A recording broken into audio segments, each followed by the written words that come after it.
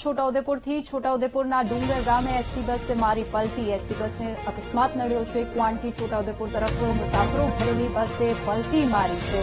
બસ પલટી મારતા મુસાફરો ઇજાગ્રસ્ત થયા છે। ઇજાગ્રસ્ત મુસાફરોને અન્ય બસમાં બેસાડી હોસ્પિટલ લઈ જવામાં આવ્યા છે। વધુ વિગતો સાથે સંવાદદાતા રાજેશ ફોન લાઈન પર જોડાઈ ગયા છે। રાજેશ, અકસ્માતને લઈને શું વિગતો પ્રાપ્ત થઈ રહી છે? જી, આજે છોટાઉદેપુર જિલ્લામાં ભારે વરસાદ થયો હતો અને એક એસટી બસની અંદર મુસાફરો સાથે કવાંટ વિસ્તારમાં જઈ રહી હતી। એ જ અરસા દરમિયાન આ બસને અકસ્માત થતા અનેક મુસાફરો ઇજાગ્રસ્ત થયા હતા। જોકે બીજી બસ જે આવી રહી હતી તેમાં ઇજાગ્રસ્તોને બેસાડીને તાત્કાલિક સારવાર અર્થે ખસેડવામાં આવ્યા હતા, એટલે કે મોટી જાનહાનિ થઈ નથી।